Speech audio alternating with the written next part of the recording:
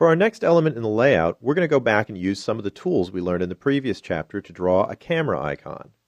Now once again, I want to put this in its own layer, so I'm going to go up and add a new layer. We'll name that layer Camera Icon.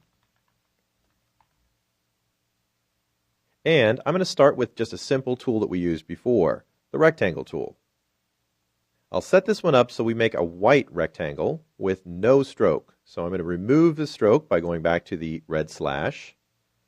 And the other thing I'm going to use this time is I'm going to use the options down here at the bottom, which allow me to add rounded corners to my rectangle.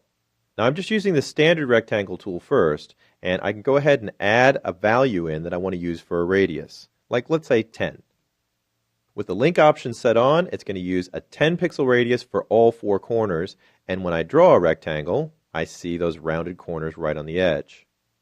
Now that's okay, but using the normal rectangle tool, we've seen that this isn't really a rectangle. This is just a vector shape that starts out with the shape of a rectangle. If I go back to my normal selection tool, and we grab any of these edges, we're going to be reshaping those corners, and we'll lose the rounding. So let's try another tool. I'm just going to click on this shape that we drew and hit delete. Now underneath the rectangle tool, if we click and hold it down, we've got those other tools available to us, and two of them are listed as primitive tools. Let's try the rectangle primitive tool. Now with that tool, let's just draw out a rectangle. I'm going to put one right up here at the top corner. And let's zoom in so we get a closer look at what's going on. I'll use Command plus on the Mac here, or you can use Control plus on the PC. And you'll notice when you have something selected, it'll automatically center up what you're zooming in on, so we can get a really nice look at this. What we see different about the primitive tool is it's got some handles on the corner. I'm going to switch over to my selection tool, and if we grab onto those handles, we can actually adjust the rounding on the corners of this rectangle right here. Now I'm going to use that rectangle as our camera body for our icon, and I'm just going to draw another one. So let's choose our primitive rectangle tool again, and I'm going to make it like the flash mount on the top of the camera. So we'll drag another one out up here. Notice how it's also keeping the same settings for rounding the corners as the last time we used the tool, but we can adjust this one independently of the first. So I can reduce the rounding and just pull it out a little bit there. Now, the primitive tool is kind of unique because it stays with the shape. It's not going to be acting like a normal vector tool. So we can click on either one of these and go back and make adjustments to it whenever we want to. We can also make this act like a normal vector simply by taking a look at how that vector is going to be represented under the grouping options. Now, if I take the lower rectangle and we go up to Modify, you'll notice that I can ungroup it from a primitive. When I choose that, what I get is a drawing object, and we've already seen we can ungroup those. I'll choose Modify and Ungroup, and now I just have a normal vector shape. We can see right over here in the property window. Now let me just deselect everything, and we'll go back in and select our shape. And now you can see the crosshatch just like a normal vector shape as if we had used the original rectangle tool. In fact, I can modify my camera by pulling out the sides and giving it just a little rounding so it doesn't look quite so square. We'll just select that one, and you can see it's still a rectangle primitive. Let's ungroup it as well. I'll just go to Modify, choose Ungroup. Once again, that gives me a drawing object, and I'll do it one more time, and that'll drop this down into a normal shape. Now, I don't have control over those radiuses anymore, but I can still go in and make changes like we would for a normal rectangle. In fact, let me click away from everything.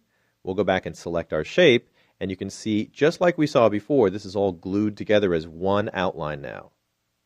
I'm going to grab these corners here and just pull them out a little tiny bit so that we give some definition to our flash at the top.